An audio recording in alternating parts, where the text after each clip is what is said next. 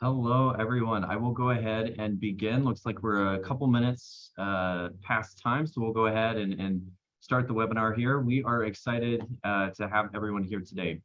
Excuse me. I'm Derek Kirby. I'll be moderating the webinar, and I look forward to jumping into what we have prepared. So as most of you know, you are going to meet the faculty for the Online Masters of Public Health program at Brown University. Before we jump into that, just want to view your screen right now, what you're seeing. The final application deadline for the spring 2023 cohort is October 15th. It will be here before you know it. So just want to have that deadline on your radar. And just some housekeeping, if you do have any questions throughout the presentation here, we welcome those. You should see at the bottom of your screen, there's a little Q&A button that you should use for those questions. Go ahead, you don't need to wait till the end. Go ahead and ask those questions now. We have a little bit of some questions that we're going to be asking faculty, just so you can get familiar with them, put a face to a name before we open it up to the live Q&A. So let's go ahead and start and talk about what it is that we've got scheduled here today. So the agenda, so we're going to have a brief panel interview with the online MPH faculty. We have, I think there's about 6 of the faculty will be in attendance today, and they may be, they're busy individuals. They've got classes and other projects that they're working on. So they may be in and out of the webinar, but the majority will be here the full time. They can answer your questions. You can get to meet them.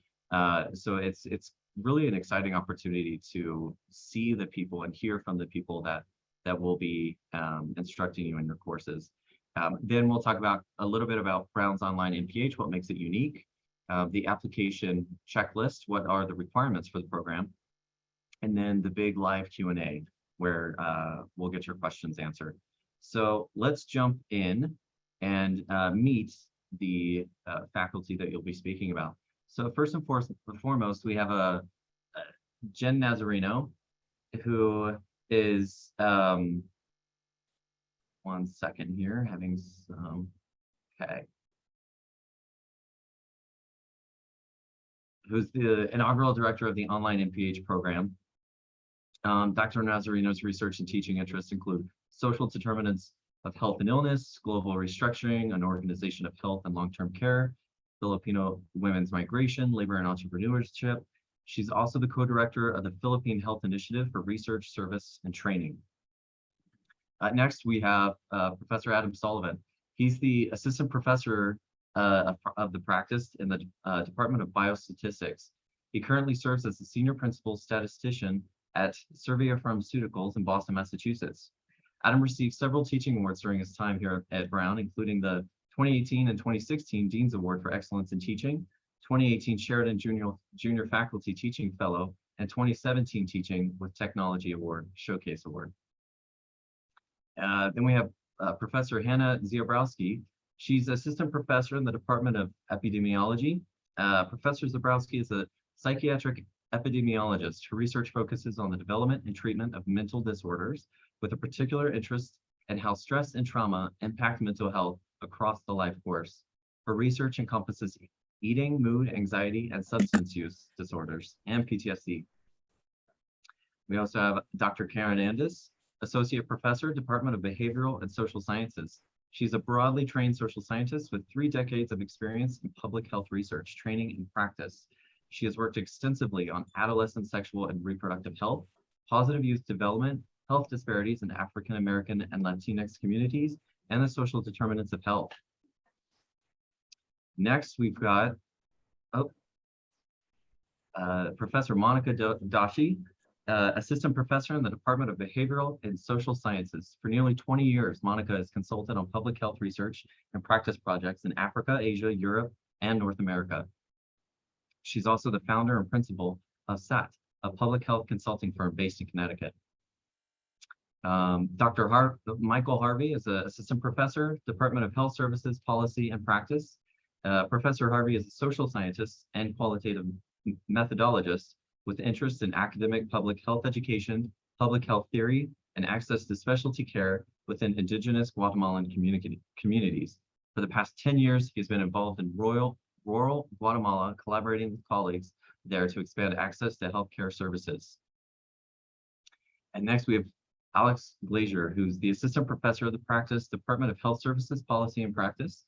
Professor Glazier is President and CEO of New England Donor Services, formed in 2017 as an affiliation between two organ procurement organizations, together designated by U.S. Health and Human Services to coordinate organ donation for transplant at over 200 hospitals, 14 transplant centers, and a population of 14 million people in a 6-state service area. And lastly, we have Kim Pulowski, who is the university or enrollment coach at Brown University. She has 13 years in higher education in the admissions department, most of that working with adult students. So Kim, she knows about the Brown admissions requirements front and back, and she also knows the unique concerns that adult students like you have. So I know that was a lot of information. We have a lot of faculty and people on the call. I'll go ahead and share a link so that you can kind of read more about them. But they're extremely impressive, and they have a lot of experience, a lot of learning that they are excited to kind of share with you, and glad to have them all here. So I think before we jump too much into it, let's kind of get to know our online MPH faculty. We have a few warm-up questions that we wanted to go ahead and ask and kind of hear from them personally. So I think a lot of the folks on the call, the attendees right now of the webinar, they're going through a lot of questions right now with graduate school and trying to figure out, which graduate school, which Master of Public Health program that they should take. And I think it might be helpful if we kind of turn that question to the faculty when they were starting out on their journey and trying to figure out which program, which experience was best for them. How did they figure that out? How did they come to that decision? So I think you see everyone up on the screen here, and I think I'll kind of start in that order with Jen. Jen, if you're able to kind of tell the group what was your journey like? How did you go through that journey? Sure. Thanks for the introduction. So I actually started as a clinical social worker at a county public health hospital in Los Angeles, one of the biggest county hospitals in the country. And it was from there that I was like, there's these inequities around social determinants of health that I teach that course. And it was really the impetus of working in an oncology department, seeing the huge inequities that are going on in a county hospital, who gets treatment, how far along is their diagnosis. And oftentimes, too often, I had hospice conversations. And so it just really, it pushed me to think about going back to graduate school to understand the inequities in healthcare. And so that brought me into public health. Should we go next? Yeah, great. No, that's interesting. Thanks for sharing that. We'll just kind of follow the screen here. Adam, what do you have to say to this? I guess what got me started in public health was being in the hospital myself. I got really sick. I was in the Cleveland Clinic for about a month, and about the only thing I could understand that they were trying to discuss, what they were looking into to see what was wrong, was the statistics that were showing up in papers. So I switched from being in theoretical mathematics to studying statistics, but specifically statistics related to healthcare or medicine, because I wanted to use those tools to better help individuals. So I did my PhD at Harvard University. That was kind of a choice for me based on funding and access to faculty. But what led me to Brown was actually Brown's motivation for teaching. Brown was one of the only places that wanted to give somebody like myself who loves to teach, they gave them full faculty titles, and they actually wanted to bring people on as faculty that were focused on teaching and training students. Most places hire lecturers or adjuncts to do this, and then their like headline faculty might teach one course the entire time you're taking a program there, but then they hire adjuncts and lecturers to do the rest of the training. But Brown actually cared about the education, which is why I originally started as a faculty member at Brown. Then to advance my own career in a different way as a statistician, I switched over to pharma, but I came back to being a faculty member at Brown for the same exact reason as before. The desire to care about the education and quality that students receive.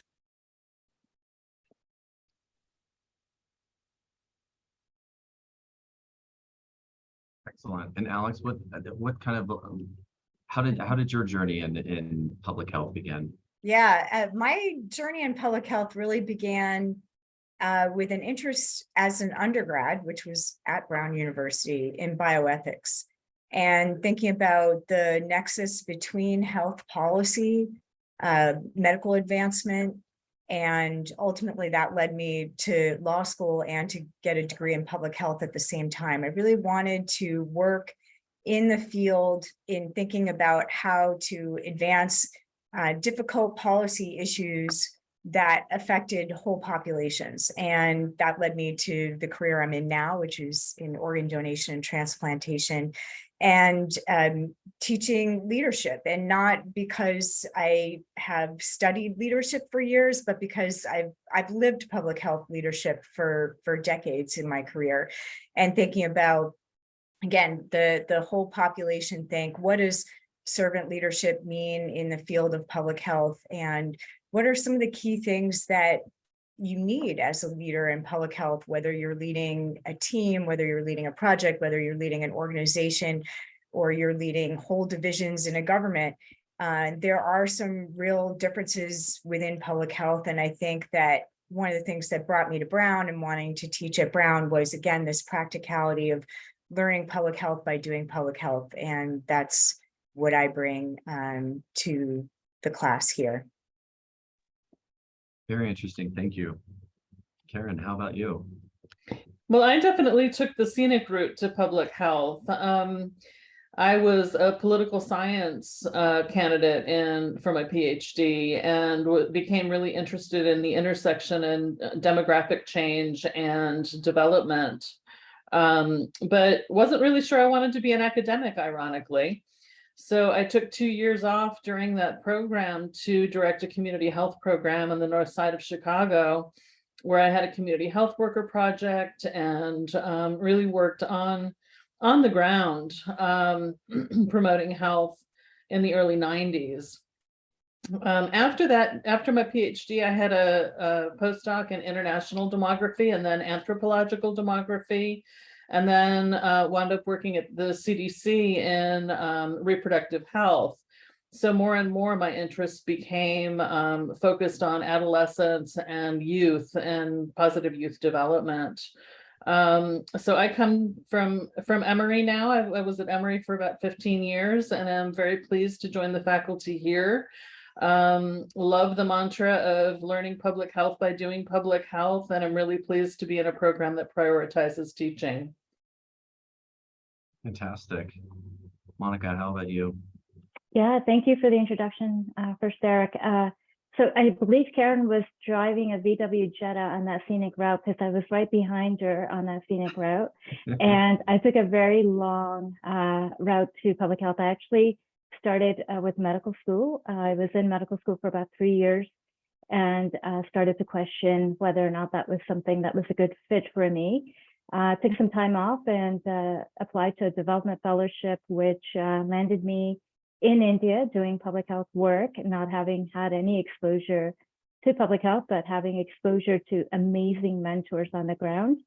It was a Gates-funded project that focused on HIV prevention, particularly interventions among high-risk communities, so female and male commercial sex workers, men who have sex with men, as well as transgender communities. I spent 2 years in the field and gained invaluable experience and knowledge. And I thought to myself, I should probably get into a classroom for a little bit and learn this in a different way. And so that's what sort of ignited my interest in public health, was the exposure and my interest in human rights and the marriage between the two. So my work largely focuses at the intersection of health and human rights. Eventually down the road, as Derek mentioned, I started my own public health consulting firm. I most recently, obviously, with the rest of my colleagues here, joined Brown. Well, some have been around a little bit longer, like Adam, but and really excited to be part of this online program. Wonderful. And Michael, how about you?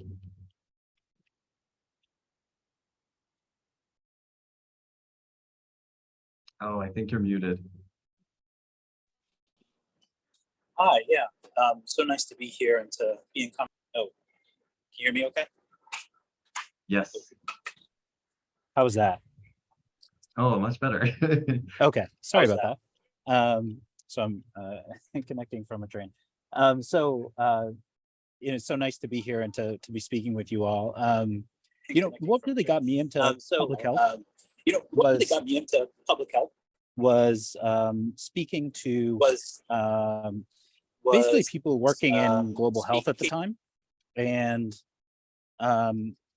realizing that kind of the access to healthcare resources around the world was just a huge kind of ethical, moral, and political economic quandary, and really something that needed addressing. And so I was really drawn to getting into public health by thinking globally about public health, thinking about healthcare systems, thinking about the distribution of resources globally.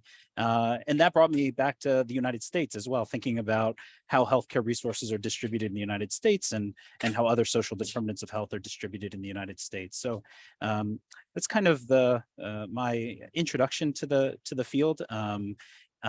Like Monica, I was initially interested in clinical care, but became convinced that these questions extended well beyond the doctor-patient or nurse-patient or healthcare provider-patient relationship. And so I wanted to be thinking more at the population level and kind of the ethical and political economic issues that that brings.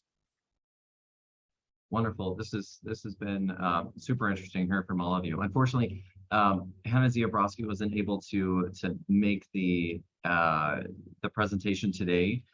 However, that being said, I do think it's interesting for those attending to realize, like, you're kind of seeing everyone on the call right now. Some are at their home, some are in the office, some are on a train. So I think it's important to note that these individuals, they're very busy and active in their careers, just as you are. And so I think they very much can relate to the adult student experience.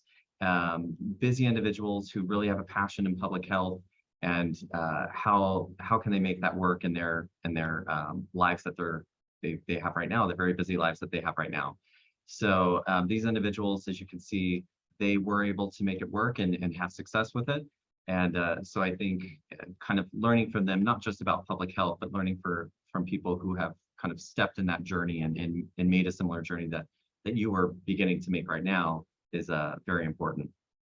So let's kind of jump into our next little question for the faculty here. And that is the passion behind the courses that each of you teach. Again, I think we'll do the same format, kind of begin with Jen and go all the way through. I think Jen can also speak for Hannah as well, and the courses that she's going to be covering. So maybe Jen, if you can begin with speaking about the courses you teach and the courses that Hannah's going to be covering as well. Sure. So I was a clinical social worker for a while. And so it was just too individualistic in terms of, like, we kept focusing on behavioral change. And that was something that drew me to public health and drew me to think about social and structural determinants of health. And so that's the course that I'll be teaching in the online MPH. I also teach a course on intersectionality as well as qualitative research methods. And so I do incorporate that into the social determinants of health class for the online MPH. And so my interest was really coming from an angle of looking at immigrant health that is often marginalized, made invisible, and that we need to understand the social determinants of health that immigrants themselves face and often are not talked about structurally when we think about globalization, we think about immigrants that work in the healthcare space, and not necessarily as patients, but as a labor force. So part of what I also do is looking at immigrant healthcare workforces that contribute to the public health infrastructure in the United States. And so that's the course I teach. With Hannah, Dr. Ziobrowski, she is an epidemiologist and she'll be teaching our epidemiology courses. Great. Can't wait to dive a little bit more into that. And Adam, do you have anything to say? Again, the question just being, what's the passion behind the courses you teach? So I teach the data and biostatistics course. My actual passion behind it is my own love for statistics, but I really do have a passion for teaching students who are not necessarily in love with statistics. So while I was at Brown, I actually chose in the department to teach the courses to MPH students. So I started out as a high school math teacher as well. So teaching those who are not always desiring to be in my class is actually a passion of mine. And actually in the pharmaceutical industry, I lead training sessions on statistics for non-statisticians, teaching similar topics to what I teach in the Brown course. So to me, it's part of my passion, and it's actually part of my professional development and part of my career in pharma as well. That's fascinating. Making math fun and easy. That's quite. I still find it fun. I don't know if all the students do, but impressive. Alex, what kind of inspired the passion for you? Yeah, well, I was talking a little bit before and I skipped over because I figured I'd talk about it now a little bit about being a leader in public health. As I mentioned, I went to law school and got my master's in public health at the same time. And when I got my master's in public health, back then, there weren't leadership courses related to public health. There weren't communication courses related to public health. And now where I am in my career as a CEO of a large nonprofit organization that's in the public health space, these are key skills that I think public health leaders need, and the emerging group of public health leaders, like the students coming through our program, really need to have these skills regardless of exactly what context they're going to end up using them in. So my passion in teaching leadership in public health isn't about trying to make everyone in the class want to be a CEO or to work as a CEO, but to understand sort of how components, ethical frameworks are used in leadership decision-making within public health, the importance of resiliency, the importance of authenticity, how we communicate as public health leaders really matters in terms of our effectiveness within the field of public health. Understanding basically then what kinds of skills will strengthen your own effectiveness as a public health leader in whatever context or field that you end up pursuing. And so I think, that's the passion for me behind teaching public health. And as I mentioned, I do it with a very practical focus. This isn't about theory. It's really about how to do it and some of those foundational skills that will help everyone in their public health journey in a very applied type of way. So, you're going to make mistakes, you're going to encounter challenges, there's going to be opposition to what you do. We've certainly seen that in the past couple of years with public health leaders. And so how do you take all of these things, these components, data, policy, and your own advocacy skills and drive work forward as a leader within public health? Wonderful. Thank you. Dr. Hindis. So a little known fact about me, I actually started teaching statistics, my very first job out of graduate school, and I now primarily teach qualitative methods. Back in the day, I was kind of what we kiddingly call a bean counter, and I like to say now that I like to talk to the beans. So I have been brought on lots of different projects back from the time I was at CDC and through my time at Emory. Primarily at the analysis phase. So sometimes in the development phase, but often when people have done, I don't know, 20 focus groups or 100 interviews and have just a tremendous amount of qualitative data and are trying to figure out how to go about analyzing that data. And I love those kinds of questions and problems. Part of what I love too is being brought on programs or projects that are maybe not my area of expertise. So I've worked on projects on emergency preparedness and pediatric oncology, things that I had to learn a lot along the way, which was wonderful. But really being able to provide that problem solving for how do you make sense of qualitative data and tell the story that your data is telling you. That's great. And Dr. Dashi. Yeah, thank you. Yeah, I'll be teaching the interventions course as well as the evaluation. Both are something that have been sort of emblematic of in my career in terms of developing interventions, implementing them, and evaluating them. So we think about public health problems that we're encountering, and how do we sort of think about some of the solutions? How do we think about designing effective ways of countering some of the pressing public health issues that we're encountering, year to year, day to day. And so it's also thinking about designing interventions with the evaluation in mind, and not sort of thinking about the evaluation after the fact. So kind of marrying the two from the very, very beginning, which has been sort of a very much a practice-based experience in the work that I've done in global settings. So how do you think about interventions and interventions that are at multiple levels? And how do you think about evaluation in terms of the programs that you're putting out there to really assess the effectiveness and whether or not they can be adapted and scaled in other settings?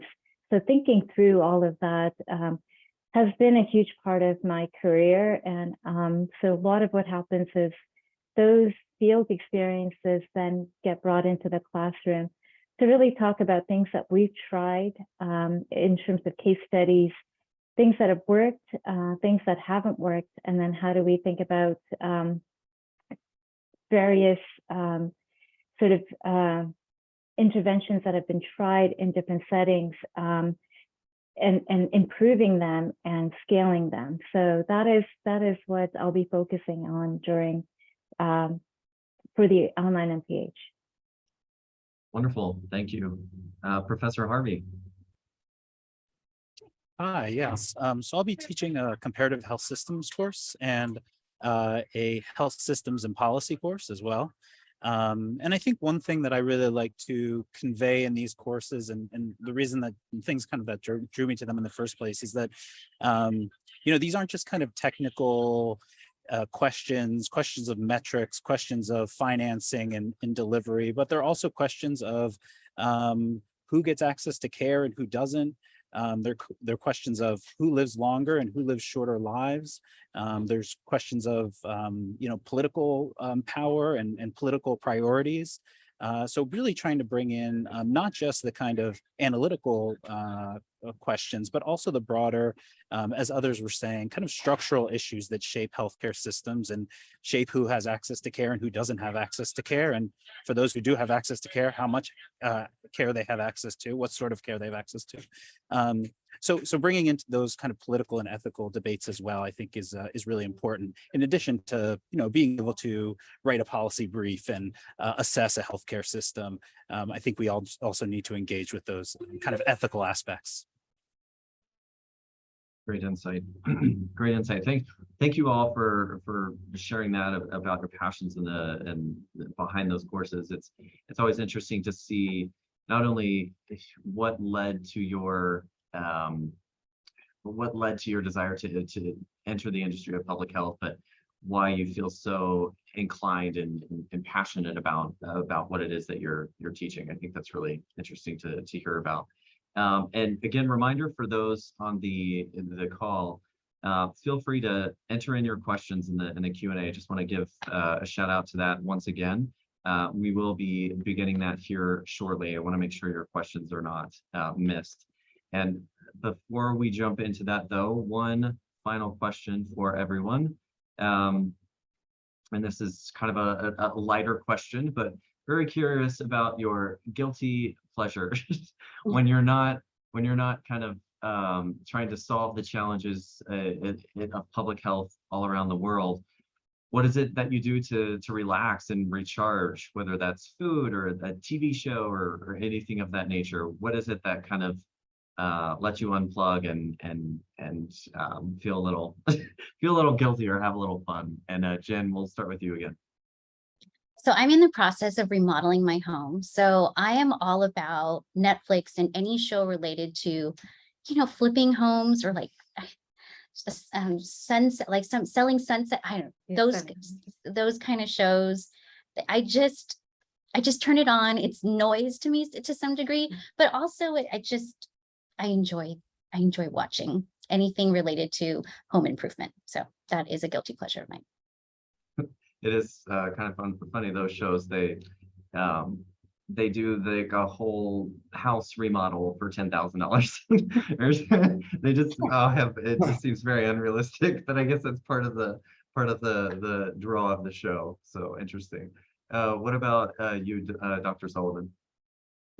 I don't even consider it guilty. I pretty much am that person that's obsessed with and lives for my dogs. I have 2 German Shepherds. So I live in rural New York where I have a cabin in the woods that has a creek, and I spend pretty much all my free time playing fetch with them, walking with them, training them, watching them swim, talking about them. That's usually all people know about me. Most people in town probably have no idea that I have a PhD, that I teach at Brown, or that I work in the pharmaceutical industry. They know me as the guy who walks 2 German Shepherds. That's literally what people say to me in the bank or in restaurants or things like that. They're like, "Oh, don't we see you with your dogs usually?" And that's, I guess you call it my guilty pleasure, but mostly they're all I care about. Nice. What are their names? Midnight and Lexi. Nice. I'm a dog person myself, so I totally understand. Nice. Professor Glazier, how about you? Yeah, so I have 3 teenage daughters, 2 dogs, and 1 husband. So there's not a lot of time for anything. And in terms of media or TV shows, I'll leave that up to the teenagers. I think, when I need a little bit of downtime, I like to run, and I'm not fast, but I run every day, and that's part of what keeps me sane. Yeah, running. It's a good way to be outside and do something healthy at the same time. So yeah, that's nice. Dr. Andis, what about you? Well, I will echo HGTV and dogs. I love both of those things. Not so much the running. I thought I had good solidarity for a minute there. My leisure activity of choice is making jewelry. So I've taken a number of classes in silver fabrication and just signed up for a wax carving class. So I'm looking forward to doing that coming up soon. Wow, very interesting. Dr. Dashi. Yeah, I'm gonna surprise myself by saying this because I have this massive allergy to the kitchen, but I've been spending more and more time in the kitchen. Baking is something that I've been getting into. And I realized that probably because I've been trained as a scientist is something that resonates with me. I don't have to be super creative. I just have to follow a recipe and measure everything, and I know how to measure. So it works. I guess the guilty part of that pleasure probably would be just I eat everything I bake. So that's probably not a good idea, but I do like to run. So I guess maybe I can run it off sometimes. Good for you. I don't know about anyone else, but I like the DoorDash option of cooking and baking. So you just order everything instead of making it yourself. So I admire that you're patient enough to follow a recipe, even that is difficult for some. And then Professor Harvey, how about you?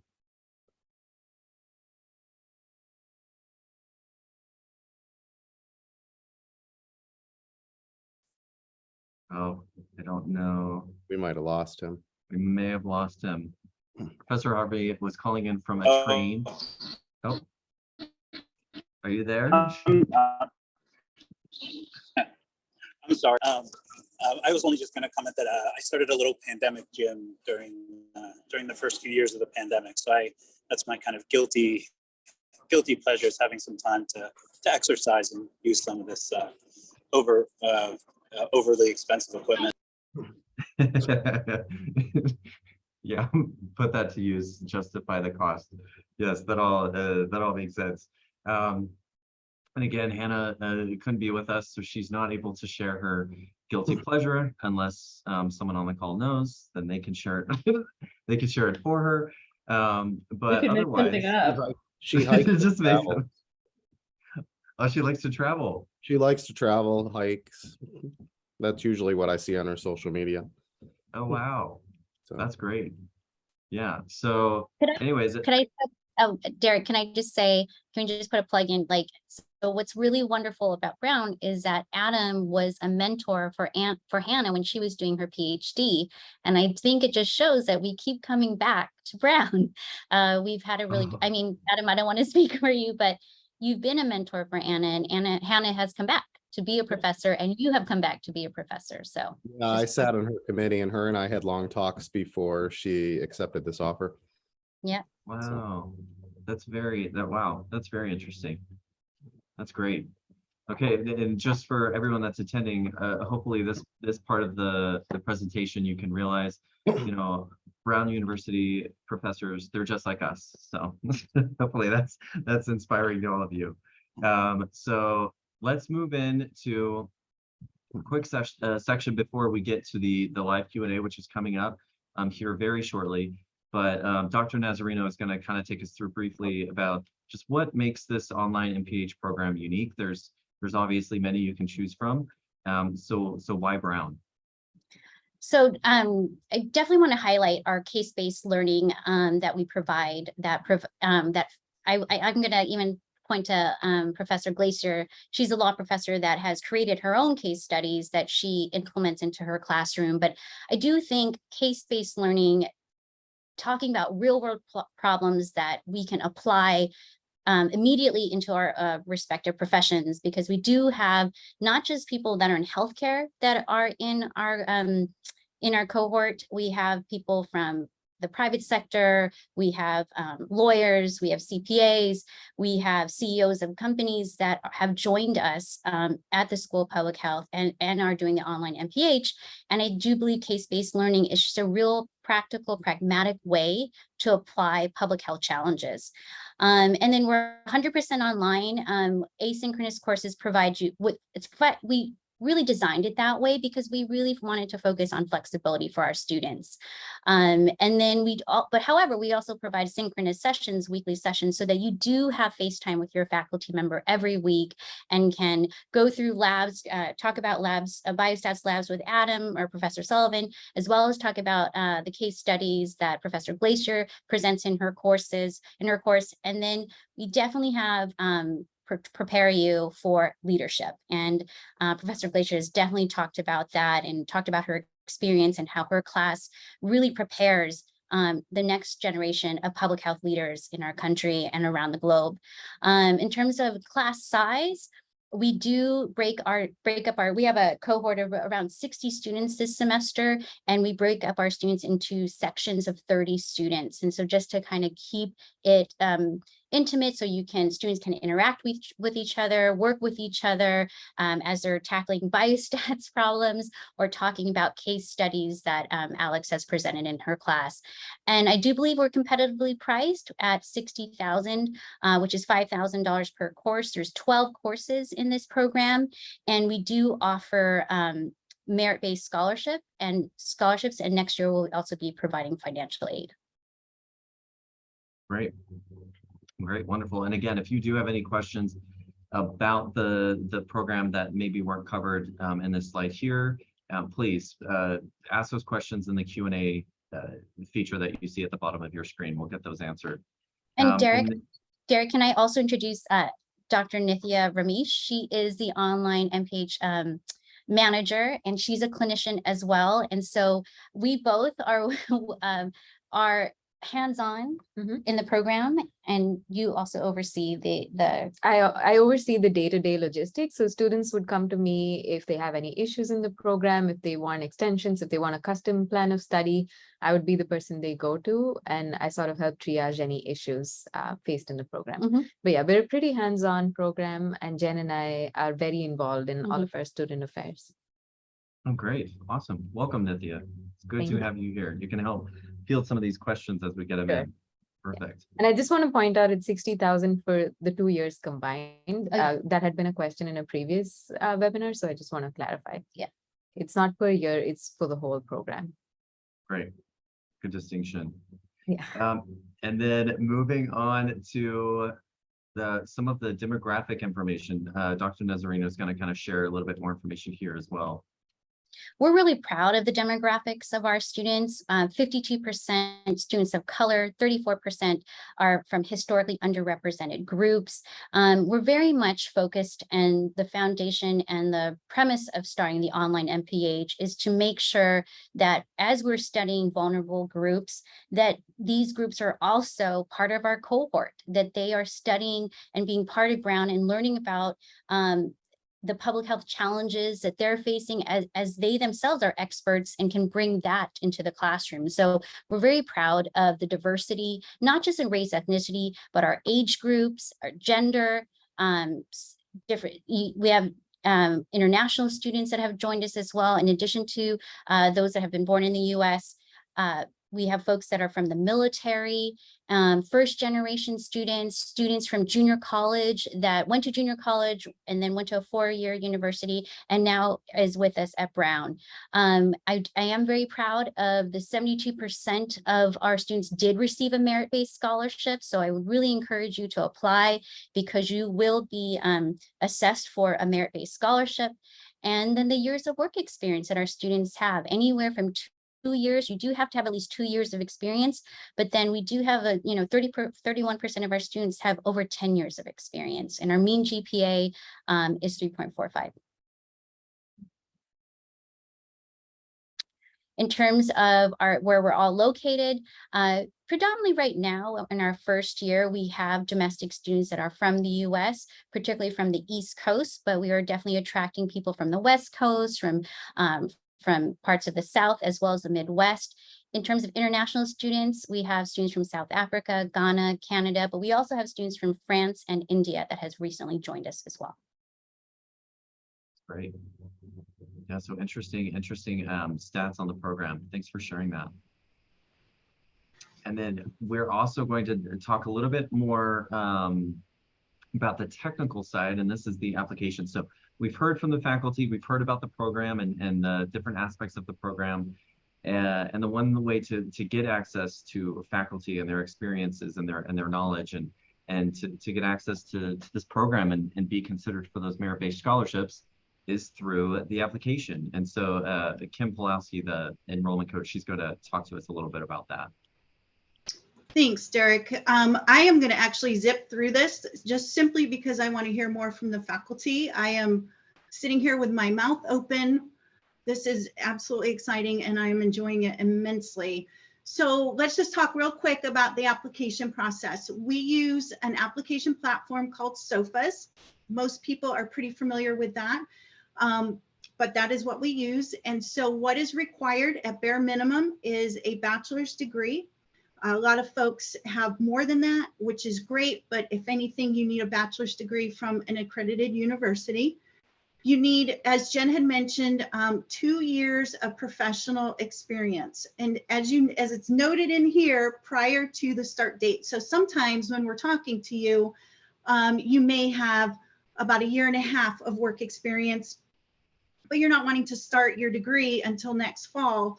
The faculty, the committee will actually take that into consideration and kind of give you some credit for the time that's between your application and the actual start of class. But just know that that is an important aspect. This is not really designed for somebody rolling right from their undergrad program into their graduate program and has no professional work experience. So one of the documents required is an updated resume or CV. You will need 3 letters of recommendation. They can be a combination of academic and professional letters of recommendation. What I tell folks is you definitely want things that are more current and people that will speak very, very highly on your behalf. Next is, I'm jumping down, is official transcripts from all colleges and universities attended, not just from your degree-bearing universities. So please make note of that. If you've taken 2 classes in high school and they transferred over into your community college, you need to get those. If your community college credits transferred over into your bachelor's degree at university, you need to get those transcripts as well. And then lastly is your personal statement. And as you can tell from everyone who has spoken today, they are incredibly passionate about public health. They want people who want to make a difference, who want to make an impact in their communities, whatever that actually looks like to you, whether it's local or state or global even. But make sure that you're really talking about your passion, what's motivated you to go into public health, what do you hope to learn from this, where do you want to take this, what kind of impact do you want to make. So definitely that's the biggest thing, show your passion. And so you're going to get all of those documents gathered up. You're going to make sure everything's submitted to SOFAs. Then you submit your actual application. It will take a little bit of time. I'm not going to lie. You got to be diligent about it because right now, as you can see at the bottom of this screen, the final application deadline is October 15th. So all things have to be submitted by then. Your application has to be submitted by October 15th to be considered for the spring start. International students, you may have to submit proof of language proficiency. Most people know about that. And then WES transcript evaluation. I do want to just make a small note to this. We actually also accept evaluations now from Spantran and also ECE. So you've got 3 companies now that you can use to evaluate your international credits. But more than anything, there's always nuances. There's always some little differences and people have questions. Please, when we call you, myself, my teammates, pick up the phone. We're happy to help. We want to help you get over these hurdles. But definitely take note, October 15th is the last day to submit your applications. Thanks, Derek. Yeah, not a problem. Thank you for that information. And again, Kim is a huge help in kind of navigating and figuring out all of the tactical parts of the application and getting access to Brown and this program and these professors. So please contact her team. They can get you that help. I think next, I'm just going to briefly, before we jump into the live Q&A, gonna briefly share about our upcoming webinar, which is October 25th, around the end of the month. And this time we're meeting the faculty in this webinar. This next webinar, we're gonna actually speak to current online MPH students. So again, another really unique opportunity to actually speak with students who are experiencing what you hope to experience, the actual program and how that's going for them. So let me just quickly here, I'm going to post in the chat a link. If you want to go ahead, you can go ahead now and register for that webinar. There's a link to register right there. So all that being said, now we move into the live Q&A. Again, submit your questions via the Q&A tool. This is your opportunity to actually ask faculty what it is that you're still kind of hesitant about or still unclear about. So feel free to take advantage of this opportunity. And there is one question that was asked that I think each of the faculty could probably answer this a bit, but it was a question around do students have the opportunity to participate in hands-on public health experiences or international practicums? I'll kind of open the floor to faculty and how would you answer that question? I'll take that, Derek. So, so part of getting your MPH, you do have to complete an internship. So, of course, you will be experiencing you'll have a field placement where you can practice public health and be in a public health environment. And so you would have to complete 145 hours of that. And you can do that from where you're regionally located, whether you're in the US or another country. We have a field placement coordinator that will help you develop your internship, as well as locate and develop a relationship with a preceptor. So it is required for this program. Great. And then another quick question. This one's directed to Dr. Sullivan. Biostatistics, is that similar to health informatics, or what is the difference between those two? Yeah, so I'll start off by describing health informatics. Health informatics tends to be more of the systems that are in place to collect and store medical data. So that would be like your hospital databases, your medical records databases. Medicare would hire a lot of informists to deal with building out their programs, building out the storage, building out the security, accessing of those data. So the focus of that tends to be more on the structure, security, accessibility, handling of data. Whereas biostatistics, we really are kind of at the heart of all that's done in public health. For example, most biostatisticians, we don't usually specialize in any specific area of public health. We focus on data methods, and then we work across the field of medical and public health related scenarios to actually analyze data. And then a lot of us actually work more on the end of designing how trials collect data so that we can ensure certain interpretations can be done once the data has been collected, and certain analyses can be done. So we go from sample size design, methods design, creation of methods, creation of tools. We will work with people in health informatics to deal with like data access, or to like with data science type initiatives of like tunneling in, like Brown has a center for bioinformatics.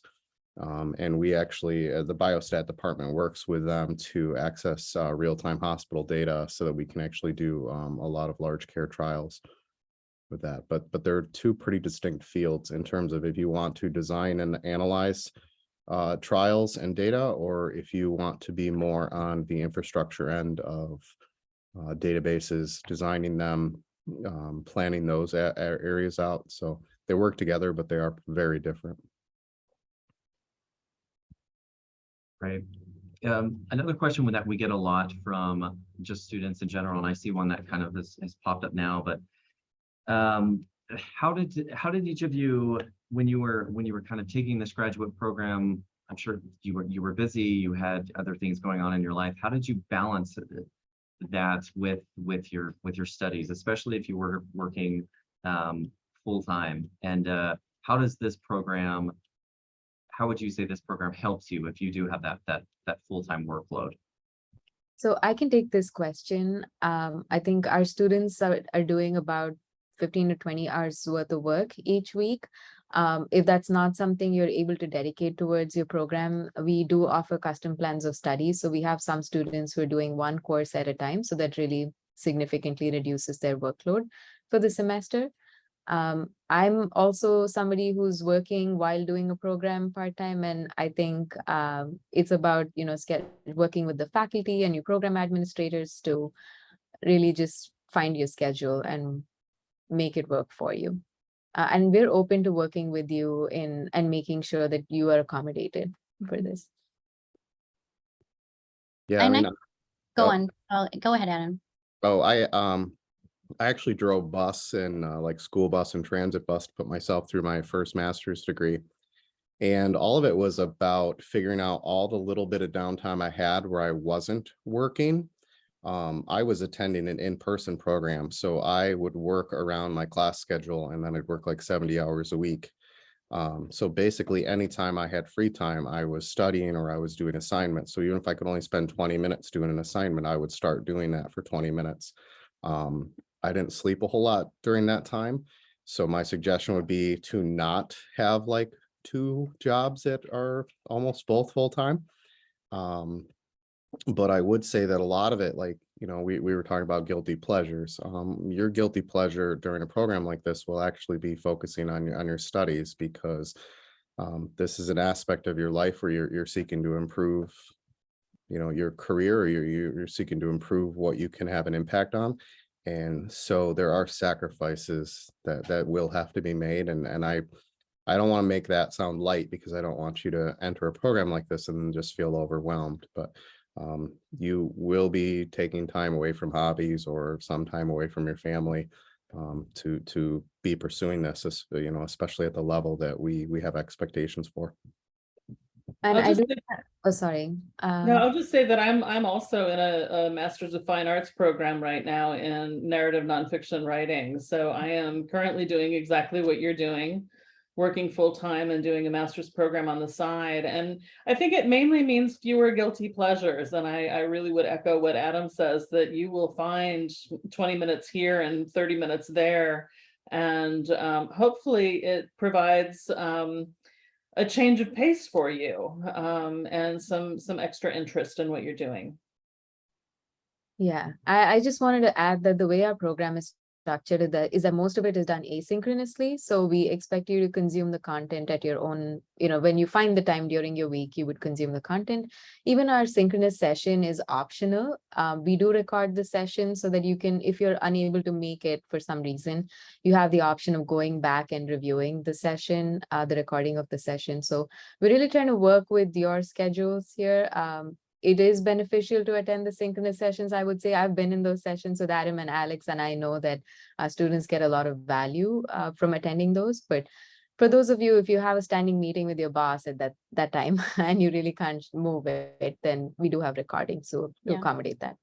I know some can be honest, there's a lot of reading. Yeah. And so I had a buddy system. My friend Helena Castillo, we still stay in touch. We were in our master's program, and I can't say I read everything. I read most of the readings, but I also, I delegated between me and Helena, and we're still close friends. She's a faculty person at another university now, but it was, you find your friends, you find your peers, and you develop a system that is hopefully that can work for you in order so that you don't feel like overwhelmed by a lot of, by the readings. But I will say, as the director, of course, we want you to consume as much of the readings as possible, but we do understand that because you work full time, that you may have to develop buddy systems or work together in your cohorts to get some of the work and assignments, work together as a group to get some assignments done. I'd just say too that, public health is a team sport, and you just cannot overlook the importance of working with your peers. And remember too that your peers in this program are your colleagues of the future. They bring so much wealth to this program, and I think it's really beneficial for you, not just to get the work done, but also to create the relationships that you'll have lifelong. That's great. That's great feedback. Another just quick questions. Are online students able to visit and participate in the public health activities and research through the Mindfulness Center? We can definitely, we have a strong mindfulness center. If you're interested in the mindfulness center, they do have a concentration. It is more the in-person, but if you want us to connect you to the faculty that do mindfulness work, we're always very happy to connect you to, it's a growing center, very popular amongst our students. So students can come, if you're an online MPH student, you have access to all the resources here at Brown University. You can come to the School of Public Health and attend events, attend Convocation. commencement. Yeah. The university is definitely open to you coming and attending all the events that are here. Yeah. Great. One thing that's I asked a lot as well from students is kind of what's something that you wish you would have known when you were first beginning out on your in graduate school, or when you were pursuing public health that maybe you had to learn the hard way. What's a piece of advice that you could maybe share with the attendees to kind of save them from learning the hard way? What is something you wish you would have known then that you know now? I think so. I did my MPH at Brown as well a few years ago. And for me, it was, I did it in the in-person program where there were a lot of electives offered, and I wanted to do everything. And it's easy to get lost in the open curriculum at Brown. But in our online MPH program, it's a set curriculum. So all the students will be taking the same courses at the same time. So, you don't get lost that way. I also wish I had learned more about the library resources, especially the help that's provided for citations, because I didn't need to spend that much time as I did on figuring out EndNote and Zotero on my own. I could have just gone to a librarian and taken their help with figuring that stuff out. So really knowing who to ask for help and when to ask for that help, like earlier the better. That's what I'd say. Great advice. Anyone else on that? So I guess one of the things I would say is that, we always talk about this, but everybody in grad school kind of hits different walls, either whether it's personally or whether it's academically. I think my PhD was the first time I really felt challenged, to the point where I almost quit. I actually started interviewing, and it was in an interview when somebody asked me how I would do a certain type of analysis. And I told them I wouldn't, because that was the wrong way to analyze that type of data. And they told me that that wasn't an appropriate response for an interview. And so then I went on to give them a mini lecture on why that was a wrong way of doing something. And this person actually, that was the method that they had written into their grant, what they really wanted to use. And they said, well, you don't get to make those decisions like that here. And I decided to go back to and finish my PhD, because I didn't want somebody feeling that they could just tell me what to do just because I had a master's degree only in that area. And I realized that the knowledge I had from my training actually gave me a lot more tools than I thought I had. But I wish my classmates and I would have felt more comfortable sharing with each other how much we were all struggling and how much a lot of us were thinking through these same kinds of things. It was only towards the end of our program that we were all kind of openly admitting that we all had these thoughts or these issues, and it kind of made grad school a little bit more difficult, because we basically put ourselves into these little silos thinking we were all alone. And in fact, there was probably only a couple people who didn't really seem to struggle, but the rest of us did. I'll pick up on that as well. I think I would encourage you to be in touch with your faculty advisor, be in touch with your professors. We want you to succeed. There's nothing we want more than for you to succeed. So if you are hitting a wall, if you are having challenges, please don't hesitate to reach out to us, because we're here for you. I think I would. Oh, go on, Monica, go ahead. Oh, sorry. I was gonna add, I mean, a lot of this is resonating. So I was also consulting during my master's program, and like Nithya, I was interested in everything under the sun at my institution. And working and going to school, it's not easy, but it is possible. And I think one of the things that I wish that I would have done better for myself was just to take a little bit of time, whatever little time I could, for myself. And I didn't do that very well in my master's program. I definitely did that a lot better in my PhD program.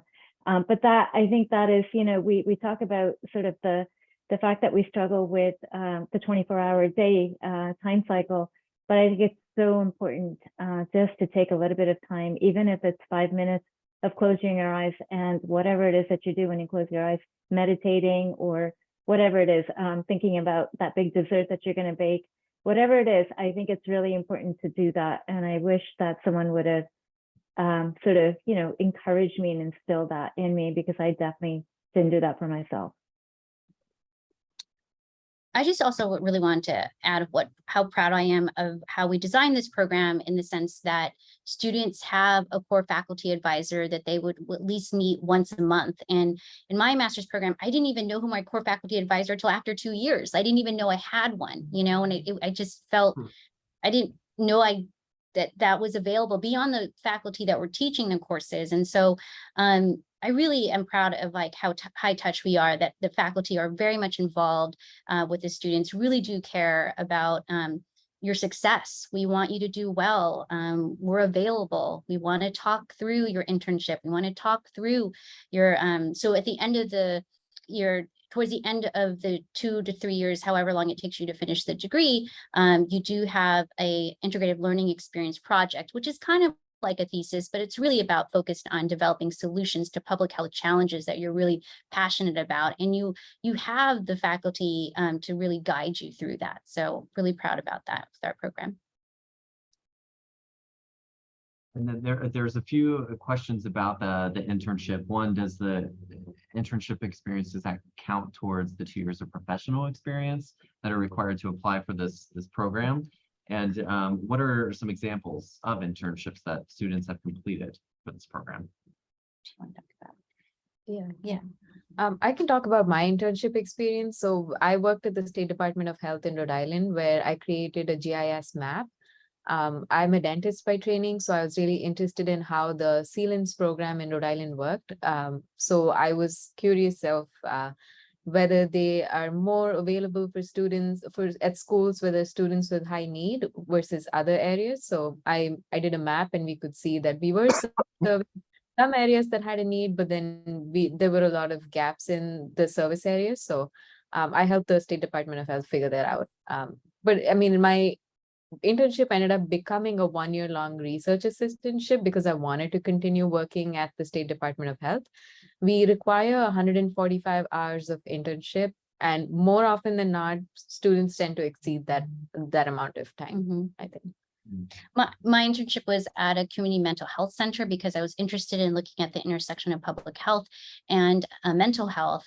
But in terms of the question about will your internship count towards your professional, we would expect and want you to have at least 2 years of professional work experience prior to starting the program. Yeah. One question about the cohort and how do you get to know your cohort other than the once per week session? Are there other ways kind of to reach out to them?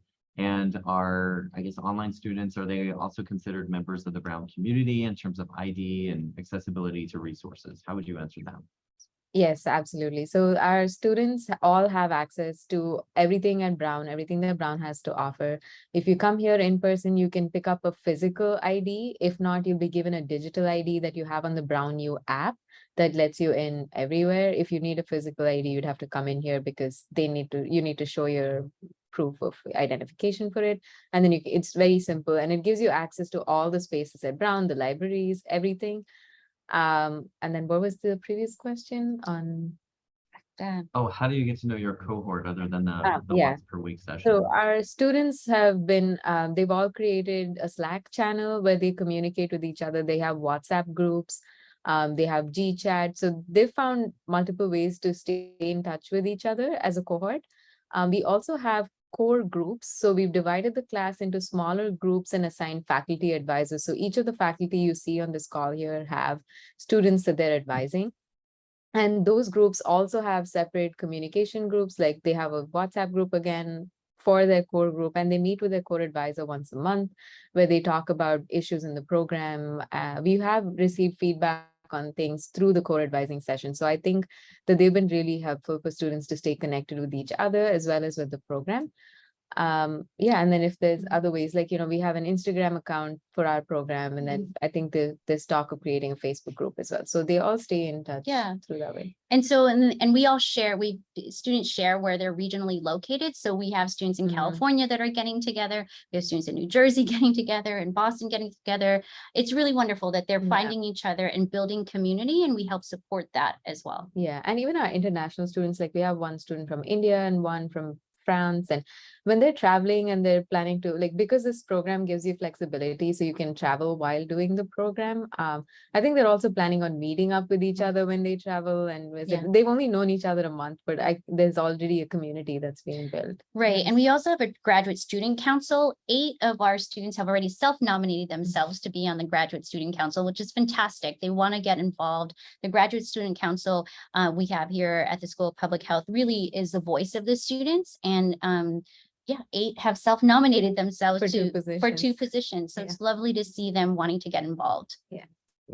Oh, and Brown also is unique in that graduate students can join any club that Brown has.